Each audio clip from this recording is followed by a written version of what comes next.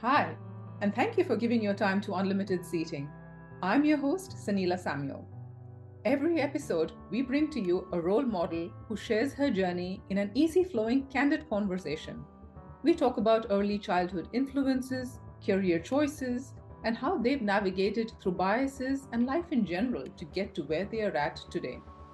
Through these conversations, Unlimited Seating aims to inspire, educate, and build a community that promotes and celebrates inclusion and diversity in a world where female leaders are still an exception and not the norm. Hey everyone, hello and welcome to another episode of Unlimited Seating. Another episode, another amazing guest. I'm so happy to have with me here today Sumedha Mahajan. Sumedha is Head of Marketing India at Ampverse DMI. Sumedha is a true blue marketer skilled in growth and go-to-market strategy, having worked and led large-scale campaigns, including launching the Indian cricket team jersey. Prior to this, she has worked at startups like MPL and Paytm. Beyond work, Sumedha is a mentor at GrowthX, where she mentors young marketers and consults with startups. She is also a mental health advocate, a writer, and a foodie, as well as a voracious reader. Sumedha, I'm so happy you could make the time to be with us here today on Unlimited Seating. Thank you so much. Thank you so much. It's an absolute pleasure and privilege to be here. I absolutely love what you're doing. And I have to say this on record. I love the name Unlimited Seating. It's so apt and stands for everything I think all of us believe in. Thank you so much for having me. Absolutely. I am so excited to dig more and learn about your journey. I think it's going to be very interesting for me and all our listeners and viewers. Sumedha, and what I said is true, right? Your profile reads like a true blue marketer's profile. For me, that's your passion. You say you build brands, so that's what I think you are really passionate about. Now, I want to maybe take you back to the start because I don't know how somebody would have started their career saying, I want to be a marketer. You're right. I didn't. So let's go back, flashback. This is in a true marketer style. Let me tell you a story. So this is, of course, the 90s, and this is India. And you don't have the kind of exposure in terms of career that you have today, right? So there are certain conventional fields, engineering, medical, commerce, that you think you can get into. And I think one thing led to another. I knew what I didn't want to do. I knew I wasn't cut out to be a doctor. Got into engineering, best years of my life, all of that. Got into a job. I think marketing was nowhere on the radar till now. Not as a concept, like not as a career. At this point, I always wanted to be an IAS officer. Yeah, that's how I think like there was this whole angle of having a social impact. And the 18-year-old me thought that if you can be an IAS, that's how you can make a social impact. And I didn't know any other ways. Then cut to being in a coding job, which I was decent at. But I think during that time, I realized that I wasn't really enjoying this.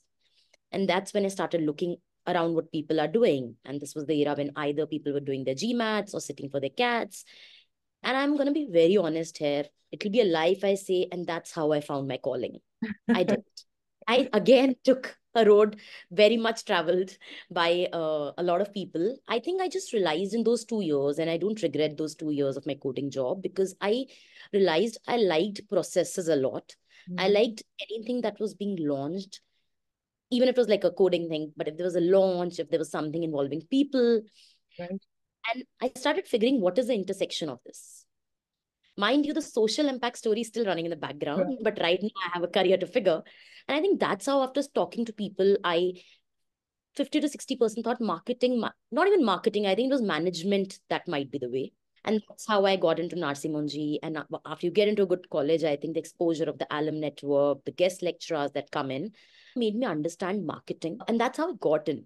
But if I be very honest, it's in the last now 8 years of doing this that I realize that when I was a kid, I didn't know the word marketing, but I was always doing this. I loved stories. I loved telling stories. And I always loved hearing stories. I always loved following advertisements. And I think all of it has come together when I was in so the skill set, the passion, the interest, writing, all of it came together. I started working. And I think by the end of my couple of years into marketing, I knew that I always wanted this. I didn't just know the name. And you're saying well, how you always love stories. I don't know if you were telling a lot of stories to your parents. And And I think one more thing I want to say here, I am very inspired by my grandfather. He's no more now, but like he was my role model.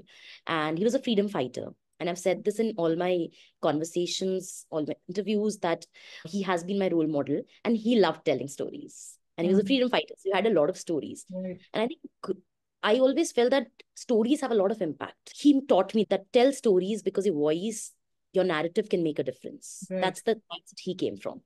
And I want to say, combined with the skill set, exposure, learning that I had, I think back of my mind, I always knew in some form or the other, I am going to tell stories. Whether it's through my writing, whether it's now that I'm doing through marketing, telling brand stories, I always knew that I love telling stories. I'm tying that as well to your need to have a social impact because there's definitely an Yes, emotional connect when you tell it has stories. come from there. Yes, it does. Great. So coding, how did you make that move? You realize that, okay, you want to try something new, you're tying it with all things that you like. How did you then make that move? You did your master's? Did it then, like, was it just organic from there? Not really. So I think that's a good question because when I look back, I think dots are best connected backwards, right? Mhm. I think had someone asked me then, I would have a different answer. But I think when I was doing my techie job, right? I think, like I said, I started reading a lot, talking to people. I used to read a lot of Quora and Reddit threads to understand what people are doing in this field. And I've always learned from people's experience. So once I went into my master's, I did a master's in business administration from Narsi Munji, Mumbai. So when I went there, I spoke to a lot of people. I was particularly very impressed and intrigued by guest speakers who would come because the Mhm. real world learning is the best, right? And I think I started connecting dots. I started understanding that because within an MBA also there are multiple options you can choose. You can choose to be in strategy, you can choose to be in finance, which I was never very good at.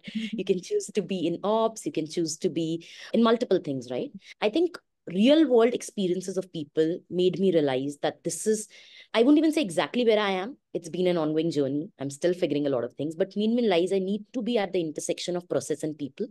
I Mm. need to be somewhere where there's a lot of conversations. I'm not someone who can just sit with a laptop all day and crunch numbers like a data analyst, which is a wonderful job that I respect, but just not for me. Yeah. I started working on my strengths and weakness. And I realized I'm good with people. I'm good with conversations. I'm good with presenting things. I'm good with strategizing. And I realized that probably, like I said, I'm not very good with just put me in a corner and give me work and then don't disturb me for 5 days. I thrive on energy. So I think I just started putting all that together and something or other came along. Would be a lie to say I have a eureka moment a day. I didn't. I Yeah. figured along the way. Yeah. So you finally figure out you start your marketing career, so to say. Was it everything that you thought it would be or that you were expecting it to be, or did you make it your own? I made it my own. I think that's a very interesting question. I hadn't ever thought about it, but the moment you said it, I knew it. I think a lot of people think of marketing as, oh my God, you have to make TV ads and you have to, Mhm. like, I don't know, just write copies. And I think it's so much more than that. And I think even I realized that. So within marketing, as you mentioned in my introduction, I've done everything from partnerships to BTL to ATL to experiential marketing. I love multi-channel marketing, right? So I think brand, I think a digital, social, I think eventually over a period of time, I realized even within that, what is it that I enjoy the most? Yeah. I don't think I'm a very conventional marketer. I like to figure things. I like to develop my own non-conventional paths when it comes to things, right? Even if it doesn't have a name, I don't like just working out of the box, right? Mm. Like, oh, digital marketer, I'll just do this. Yeah. I am a social media marketer, I'll just do that. I think I always like that covering that bridge between different channels. And that is why I've always said that I'm a marketing generalist. Though I come from brand, but I think I've always said I'm marketing generalist. I love trying new channels.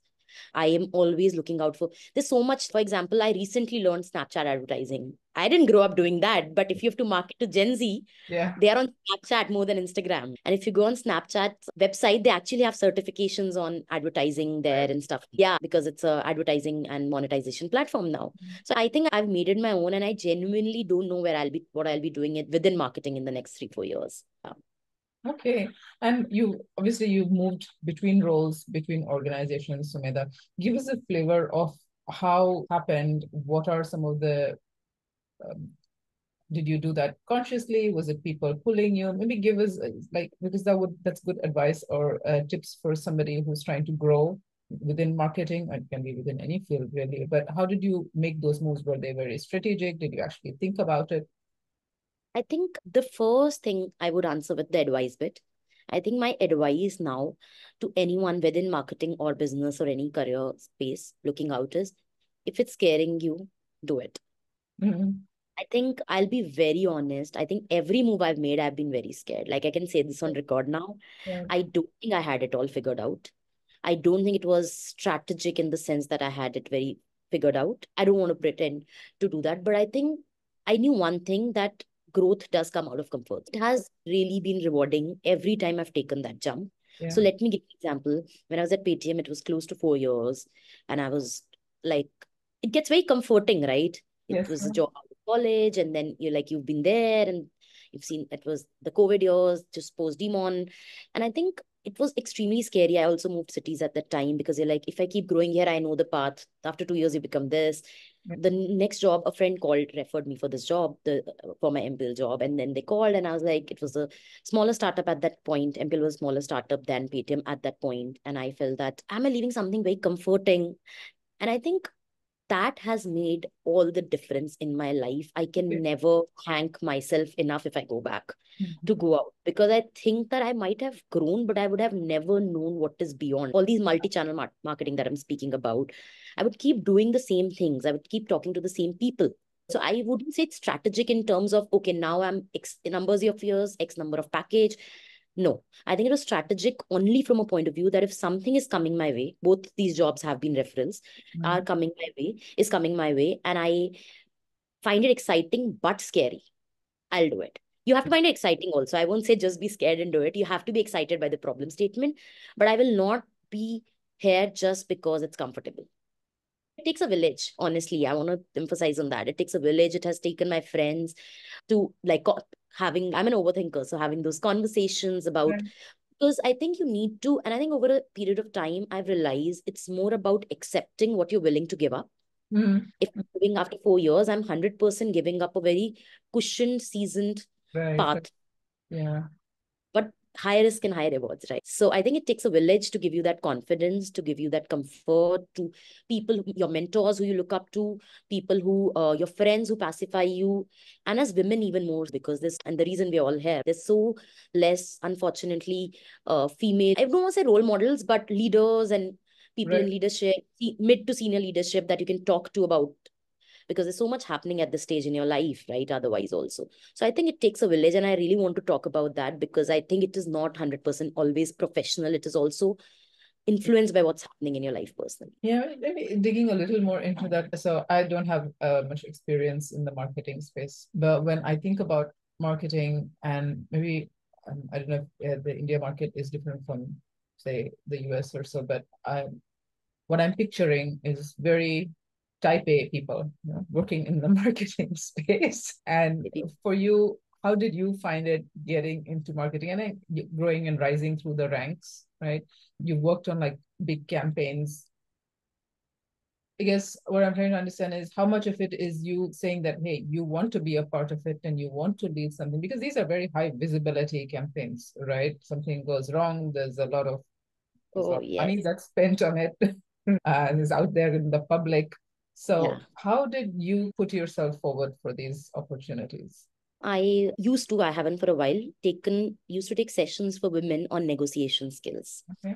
Because there's proven data and enough research to show that women are extremely apprehensive, and I hate to use this word, but bad at negotiation. They don't ask for what they want. I think without realizing it, now when I look back, I got these opportunities because I asked for them.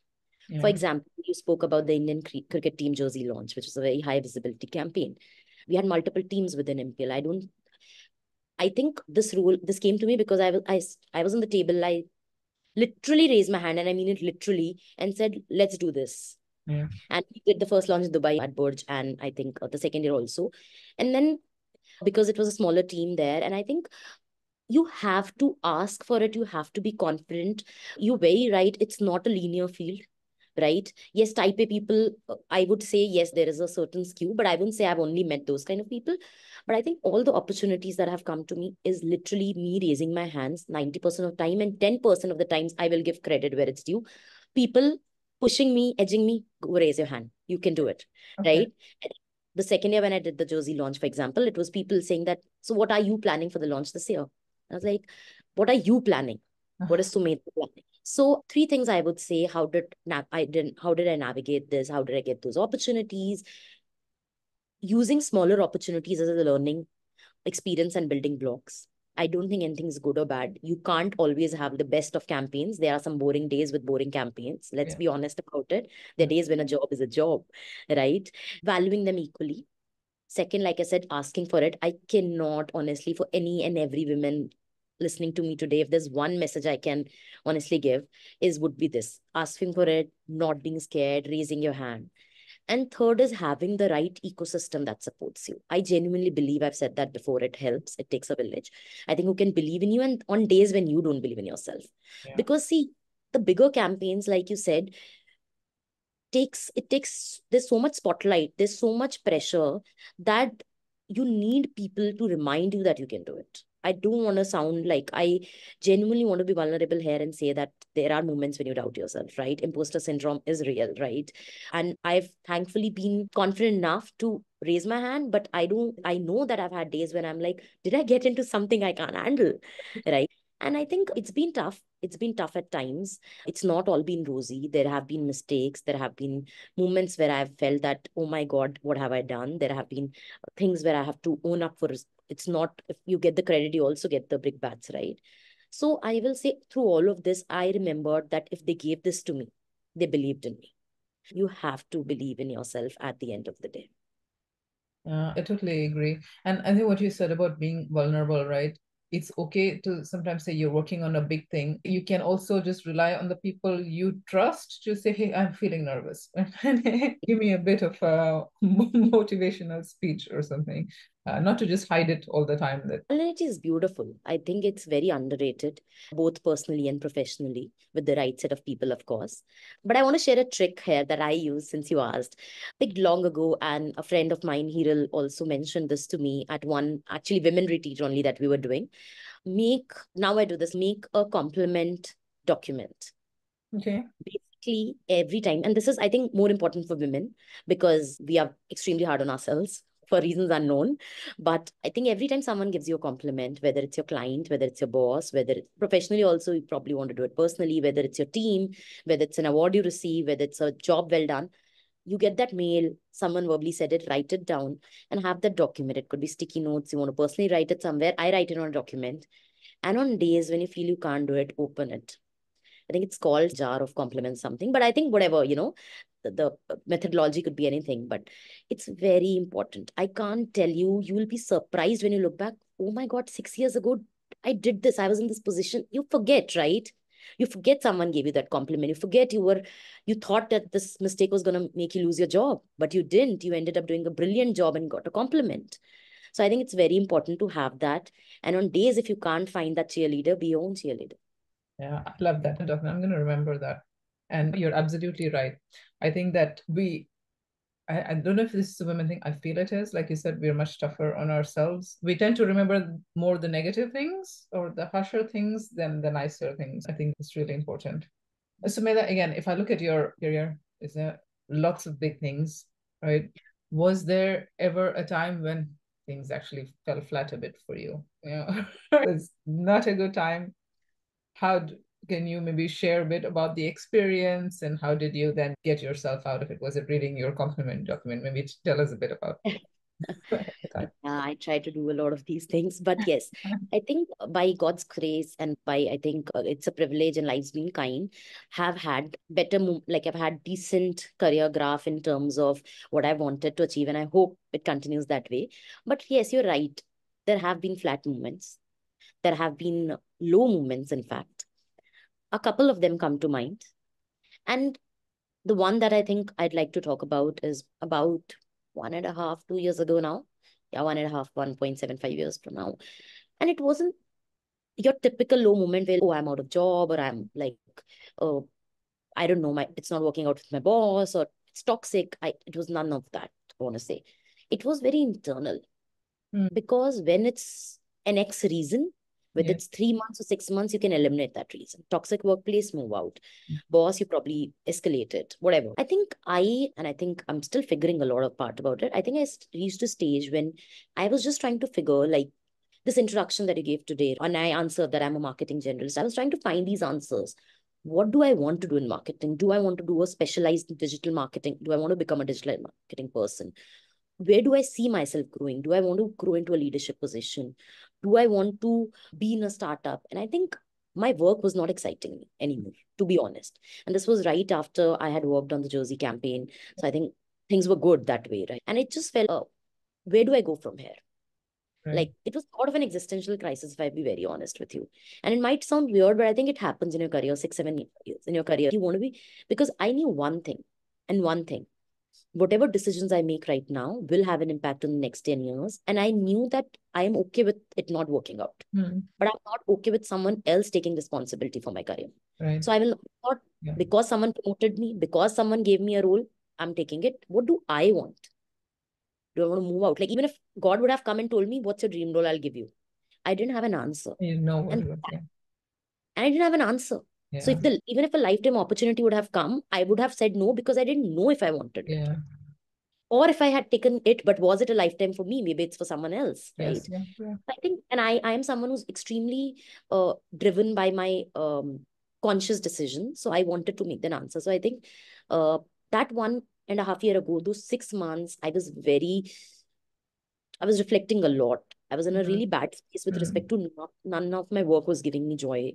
I was like, what do I want to do? Do I want to leave my job? Do I want to take a break? Do I want to work into social impact, which is something I've always nurtured? So there is always this feeling that I've not lived to my life like childhood dream. So that still remains. Why am I doing this? Why am I in this? I wanted to be in social impact. It was bad, honestly. Like, it was bad in the sense that it really gave me a lot of anxiety at that time, if I be really honest. It made me a little irritable with my people around me. And I think I took a pause. I spoke to a lot of people. A lot of two things in my life I've always done when I've been lost personally, professionally: spoken to people, gotten into books. I think books have all the answers in the world because they tell you that someone else has walked this path some before you. I spoke to a lot of people. I literally cold DM'd people. I've never said this record, so I want to say this because it was scary. Us time pe, if someone told me I'd be doing it, I was also like learning, and it would be like, what would someone think of you? What would they think? Am I being desperate? I read a lot. I literally would just ask questions to people. So how did you figure this? For example, if I'd met you, I'd go through a profile, and I think I have asked you this question when we spoke earlier. What did you do at this point when you had taken a break? How did you bounce back? Did it have an impact? What will happen if I leave my job today? I asked very blunt questions. Do women take an impact of a break more than men? Do you think it happens?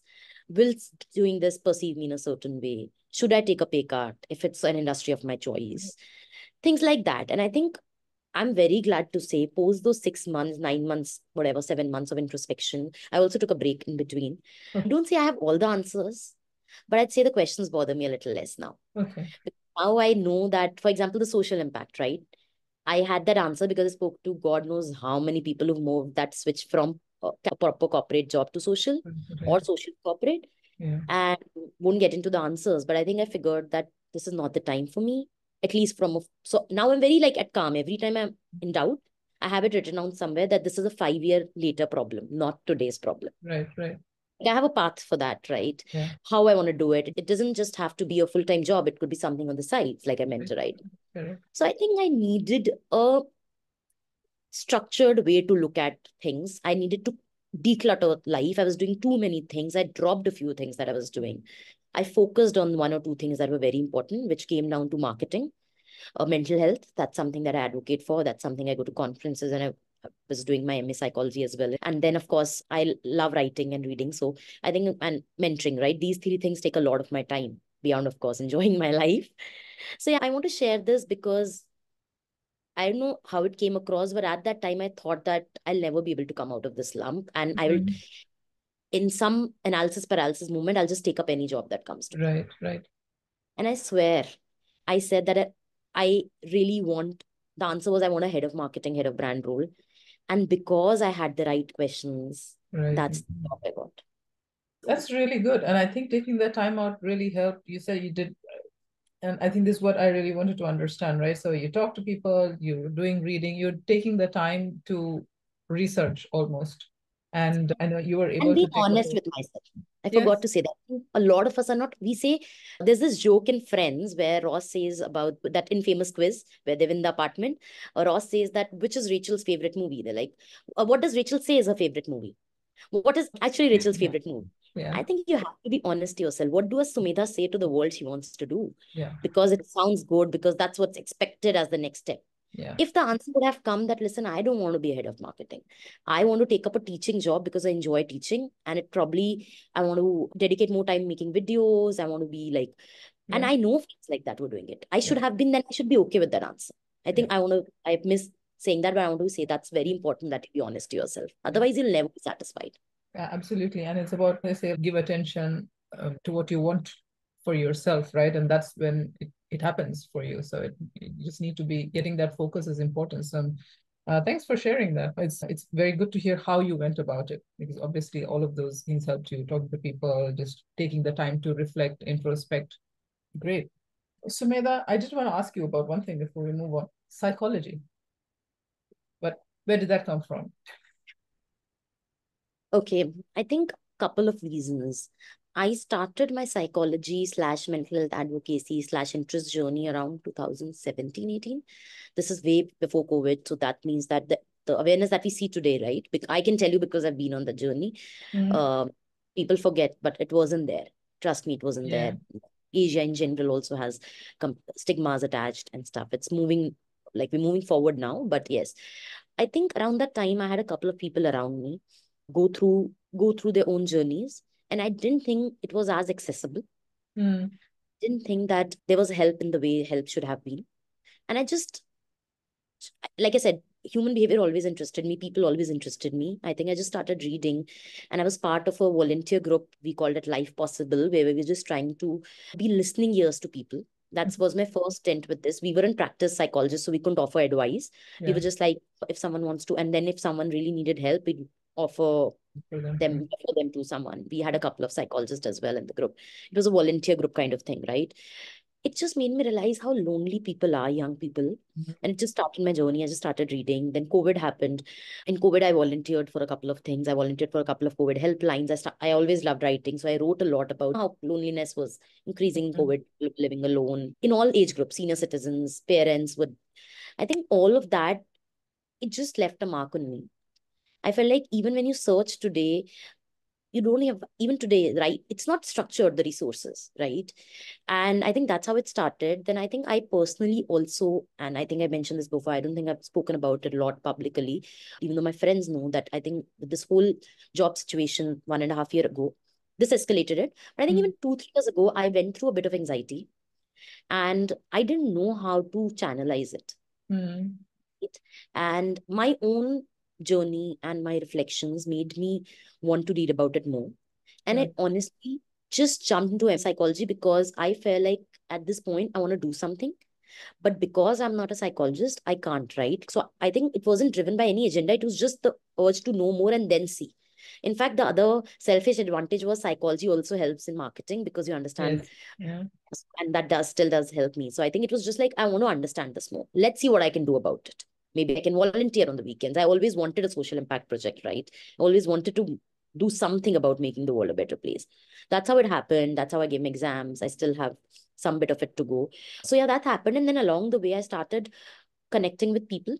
SDGs, which is United Nations Sustainable Development Goals, right, has SDG 3, which is health and well-being, which now a couple of years ago added mental health as one of the indicators, right, which means it's a world indicator now where we're tracking mental health, just like Mm, we're tracking maternity mortality rate after giving birth and all of that. We're tracking communicable diseases, non-communicable diseases. We're also tracking how mental health epidemic is growing in the world. So there's a certain indicator around it. And I think I didn't have structure. So mental health, okay, now what do I do about it? Do I yes. volunteer? What do I do? Yeah. This SDG framework gave me a structure that you could do something. So I started reading.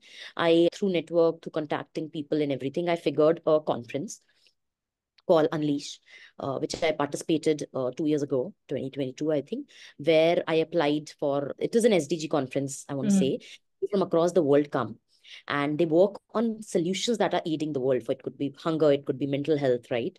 I had applied for mental health there. I didn't get mental health. I get my second preference, which was water and sanitation. But I still went ahead because I wanted to meet people who are working on this. Yeah. So I think these things kept happening parallelly. It is a passion project. I'm still working on it. Through that, I met a lot of people. The group that had got mental health, even though I had gotten water, they were brilliant solutions they worked on. Solutions that were about beyond generic mental health. Let's open a helpline. Generic. So I think it just started making me realize what all can happen in this field. And I think post that, I've attended a couple of conferences. Last year, New York attended a conference, Unite 2030, where I actually got mental health as my project. And I worked on a project along with 3 other beautiful people from across the world, which was for caregivers of mental health patients. Okay. Yeah. Okay. Because we feel that now the world's focusing on mental health post-COVID to some extent, but there's a lot of noise. But realizing a patient who's going through mental health issues, their family goes through a lot. They need support. There's no ecosystem. Things like that. So it's still a journey. We did some bit of project there and came back, had food for thought. For me right now, the journey is only about, I don't want to just get into it just for the sake of it. There's some really good people doing really good things. For me, it's about learning, contributing in whatever way. I just want to say that right now on Instagram, I almost every day, this is men's mental health going on, by the way. June is men's mental health. I post a lot about men's mental health. And I have people who have replied saying, thank you. Just that. Couple of days ago, a friend who I haven't spoken to in years message saying that, do you know a good psychologist in Delhi? Because I post about it. I assume that's why they reached out to me, not because they're close friends. I think for me, even these small impacts right now are helpful, and I'll see where this goes. But I think all of this small projects that we did, like the caregiver projects, all of these are side passion projects. So that's how the mental health journey has been. Yeah, it's interesting. I know you're talking about social impact, and that's something that's been a constant, something that you've always had at the back of your mind. And you said that when you took that pause and you decided that's something you would get into a few years down the line, but I feel that you are doing it in some way or form parallelly, right? So that's really good. I don't think you should think that you're not doing it right now. Thank you so much. Means a lot, honestly. Sumedha, probably more just things that I want to talk about. I know we talked a little bit about it, but what's probably next for you with all of the various areas that you're interested in and spend time on? I don't know. I think definitely a big by 2024 mantra is let life happen. I actually said that to myself on 1st Jan. But yes, I think there are a couple of directions that I'm thinking in. I think this year there's a lot happening at work front, so definitely very busy with that. I think 2 things. I definitely want to grow more as a leader. Marketer is one bit of it. I think I want to grow more as a person, as a better manager, as a better leader, because if I'm in a place where I can even impact my first manager, Deepika, had a lot of impact on me. So I think if I can be at a place where I can make that impact, and I have been getting those opportunities, I want to do. I recently did a small women leadership program as well. So I think definitely want to focus on the softer aspects of business and leadership. The second bit is I want to continue finding answers on the social impact bit. I think whatever, I want to close the psychology. There's some bit of it left. So I want to close that. And the third bit is mentoring. I started mentoring 2 years ago. It's been the most rewarding experience ever. So last year after my break, I decided these are the 3 things I want to focus on. It's a very big thing to be a mentor to someone, right? You have the power to change someone's career, to change someone's thought process. And I think that in itself is also a way of social impact, right? It also helps you learn. There's so many new industries coming in. There's so many new platforms coming in. There's so many new ways of communication coming in. Lingos are changing. Mentoring, I think, is also selfish because I feel younger. It's very rewarding, very purpose driven. So I think these 3 things, growing as a leader, completing my psychology masters, and mentoring would be the 3 major projects, at least on the academic and work front. Got it. And I'm a big foodie. I've been exploring a lot of cuisines. So I want to continue doing that for the next 2 years. I really want to deep dive into that a little more. I'm a huge foodie too. In fact, me and my family are big foodies, so I can totally relate. But I want to say one thing, the overarching theme across all of this is making an impact, right? And not just impact to the company, but also to the community and also to me. And it's giving me happiness and satisfaction both. The fact that I reach a point where I'm very clear on my growth path, where I'm very clear on making large bets, making work, doing work that's very impactful to the community, to the ecosystem, to the industry. And I think that if I'm in a sunrise sector, it's the need of the hour. And most importantly, if maybe young girls see a women doing it in an industry where they're moving needles, where they become pioneers in the industry, where the face of the industry, maybe we'll see more women leaders. Maybe we will not have to name podcast Unlimited Sitting, right? Because Yeah, absolutely. No, I love that. And I'm sure you're on the path and you're going to get there and then keep growing that impact. So wishing you all the best. I do like to close with one question, Sumedha. If you had a book title or a song title to capture your journey so far, what would it be? oh wow, I love writing. I do have a newsletter. I actually want to build up on my writing as well, but that's a long-term project, to be honest. Okay, I think the theme, or if it's a poem, it would be, there's this quote that I love. Okay, it'll probably be on my first page. It says that, ask me how many sunsets I've seen, how many countries I visited, how many hearts I've broken, how many times I've been hurt, how many times I've had my breath taken away, how many friendships I've forged, how many strangers have been kind to me, how many books I've read, how many stories I carry. That's how old I am.